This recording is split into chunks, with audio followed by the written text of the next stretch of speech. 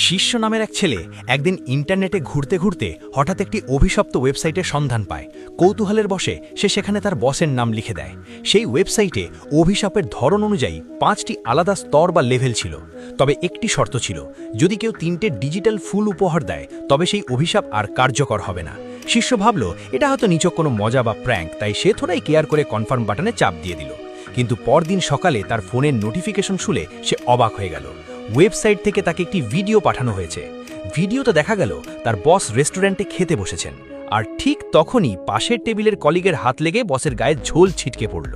বসের এমন নাজেহাল অবস্থা দেখে শিষ্য মনে মনে খুব খুশি হলো, কিন্তু তার এই হাসি বসের চোখে পড়ে গেল, আর ফলস্বরূপ তাকে বসের কাছে যাচ্ছে তাই বকুনি খেতে হলো।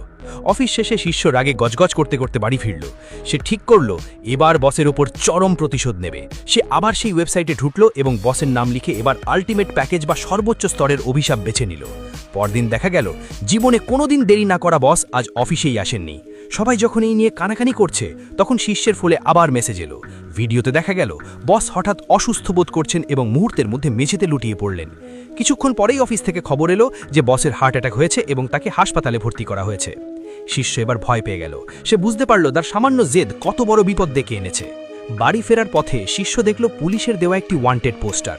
সেখানে এক ভয়ঙ্কর অপরাধী বা ধর্ষকের ছবি দেওয়া ছিল, যে কিনা অসহায় মানুষদের টার্গেট করত। শিষ্য ভাবল এই লোকটাকে উচিত শিক্ষা দেওয়া দরকার। সে আবার ওয়েবসাইট খুলে সেই অপরাধীর নাম লিখল। ইচ্ছা ছিল দামি কোনো প্যাকেজ নেওয়ার, কিন্তু পকেটে টাকা কম থাকায় সে সাধারণ একটি প্যাকেজ বেছে নিল।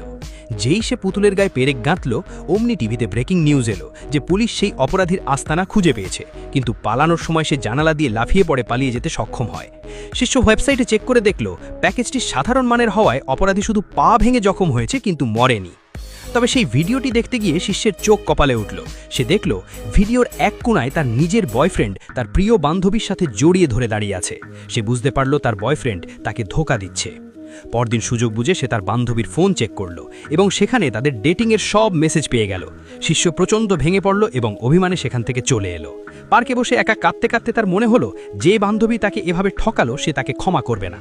সে আবার সেই অভিশপ্ত ওয়েবসাইটে গিয়ে বান্ধবীর নাম লিখে দিল এবং এবার কোনো দ্বিধা না করে সবথেকে ভয়ঙ্কর লেভেলের অভিশাপ বেছে নিল। ঠিক তখনই তার বয়ফ্রেন্ড হন্তদন্ত হয়ে দৌড়ে এলো এবং জানালো যে আসলে সে বান্ধবীর সাথে দেখা করেছিল শিষ্যের জন্মদিনের জন্য আংটি পছন্দ করতে। সে একটা সারপ্রাইজ দিতে চেয়েছিল বলেই সব গোপন রেখেছিল। সত্যিটা জানার পর শিষ্যের মাথায় আকাশ ভেঙে পড়ল। সে বুঝতে পারল সে বড় ভুল করে ফেলেছে।